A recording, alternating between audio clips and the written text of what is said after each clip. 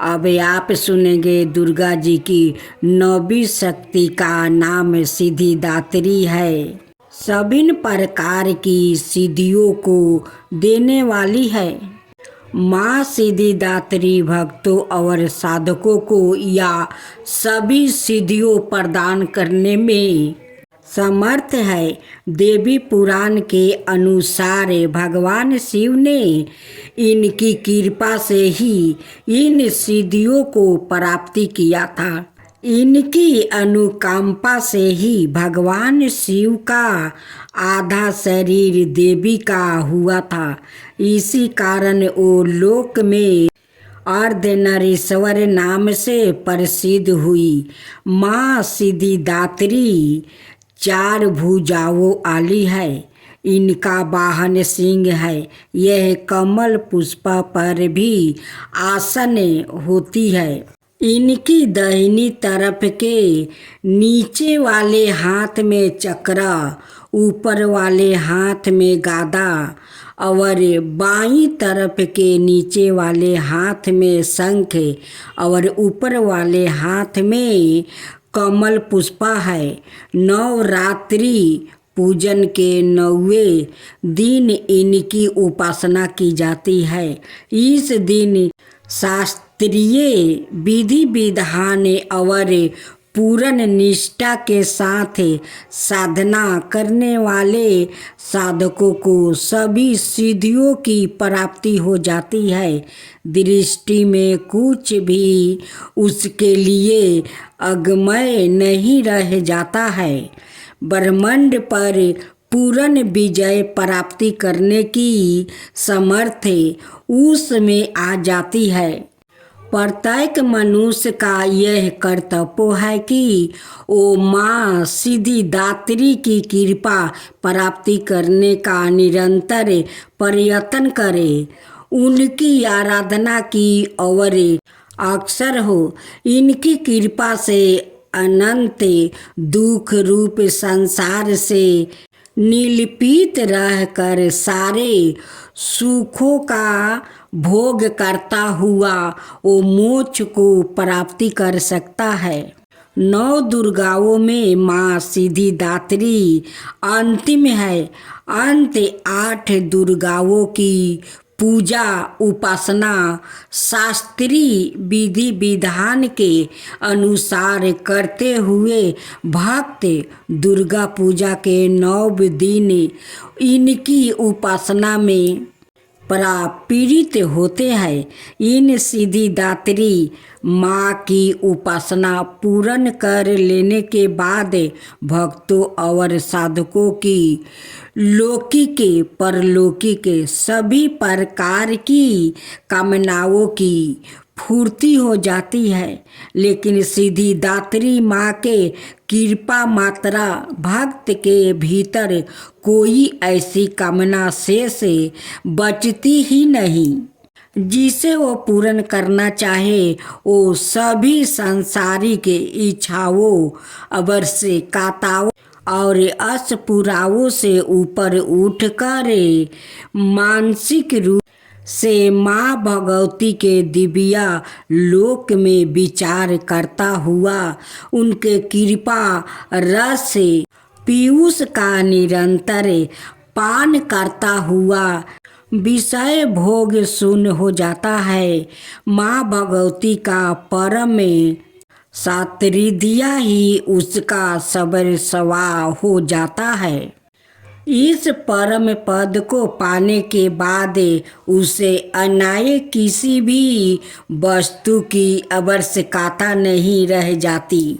माँ का चरणों का यह सात्रिध्य प्राप्ति करने के लिए हमें निरंतर नियम निष्ठा रह कर उनकी उपासना करनी चाहिए। माँ भगवती का स्मरण, ध्यान, पूजन हमें इस संसारिक आश्रयता को बोध करते हुए वास्तविक परम शांतिदायक अमृत पद की ओर ले जाने वाला है।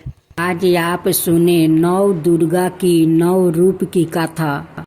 एक पौराणिक कथा के अनुसार नवरात्रि में माँ दुर्गा ने महिषासुर नाम का राक्षस का वध करके देवताओं को उसके कष्टों से मुक्त किया था।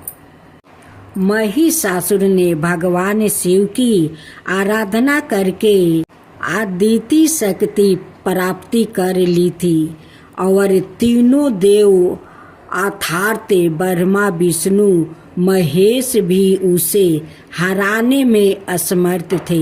महिषासुर राक्षस के अंतक से सभी देवता भयभीत थे। उस समय सभी देवताओं ने अपनी अपनी शक्तियों को मिलाकर दुर्गा को अवतारित किया। अनेक शक्तियों के तेज से जन्मी माता दुर्गा ने महिषासुर का वध कर सबके कष्टों को दूर किया। कथा 2। एक के नगर में एक ब्राह्मण रहता था। वो माँ भगवती दुर्गा का परम भक्त था। उसकी एक कन्या थी। ब्राह्मण नियम पूर्वक प्रतिदिन दुर्गा की पूजा और यज्ञ किया करता था। सुमति अर्थात ब्राह्मण की बेटी भी प्रतिदिन इस पूजा में भाग लिया करती थी। एक दिन सुमति खेलने में व्यस्त होने के कारण भगवती पूजा में शामिल नहीं हो सकी। यह देख उसके पिता को क्रोध आ गया और क्रोध बस से उसके पिता ने कहा कि वो उसका विवाह किसी दलिद्रता और कोढ़ी से करेंगे। पिता की बातें सुनकर बेटी को बड़ा दुख हुआ और उसने पिता के द्वार क्रोध में कही गई बातों को हर्ष स्वीकार कर लिया। कई बार प्रयास करने से भी भाग्य का लिखा नहीं बदलता है। अपनी बात के अनुसार उसके पिता ने अपनी कन्या का विवाह एक कोढ़ी के साथ कर दिया। सुमति अपने पिता के साथ विवाह कर चली गई। उसके पिता का घर ना होने के कारण उसे वन में घास के आसन पर रात भर कष्ट में बितानी पड़ी। गरीब कन्या की यह दशा देखकर माता भगवती उसके द्वारा पिछले जन्म में की गई उसके पुण्य प्रभाव से प्रकट हुई और सुमति से बोली, हे कन्या, मैं तुम पर प्रसन्न हूँ। मैं तुम्हें कुछ देना चाहती हूँ। मांगो, क्या मांगती हो? इस पर सुमति ने उनसे पूछा कि आप मेरी किस बात पर प्रसन्न है? कन्या की यह बात सुनकर देवी कहने लगी, मैं तुम पर पूर्व जन्म के तुम्हारे पुण्य के प्रभाव से प्रसन्न हूँ। तुम पूर्व जन्म में भील की पतिव्रता स्त्री थी। एक दिन तुम्हारे पिता भील द्वारा चोरी करने के कारण तुम दोनों को सिपाहियों ने पकड़ कर जेल खाने में कैद कर दिया था। उन लोग ने तुम्हें और तुम्हारे पिता को भोजन भी नहीं दिया था। इस प्रकार नवरात्रि के दिनों में तुमने ना तो कुछ खाया और ना ही जल पिया। इसलिए 9 दिन तक नवरात्रि व्रत का फल तुम्हें प्राप्ति हुआ। हे ब्राह्मणी, उन दिनों अनजानों में जो व्रत हुआ उस व्रत के प्रभाव से प्रसन्न होकर आज मैं तुम्हें मनोवांछित वरदान दे रही हूँ। कन्या बोली कि अगर आप मुझ पर प्रसन्न है तो कृपा करके मेरे पति का क्रोध दूर कर दीजिए। माता ने कन्या की यह इच्छा शीघ्र पूरी कर दिया। उसके पिता का शरीर माता भगवती की कृपा से निरोगी हो गया।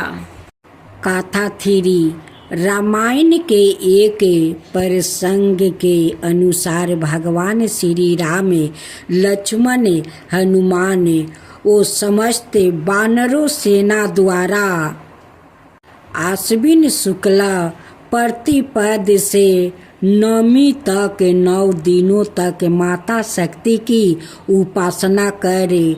10वीं तिथि को लंका पर आक्रमण प्राप्ति किया था। इस तरह नवरात्रि में माता दुर्गा की पूजा करने की प्रथा के पीछे कई कथाएं प्रचलित है, जिसके बाद से ही नवरात्रि का पर्व आरंभ हुआ और माता दुर्गा की पूजा होने लगी।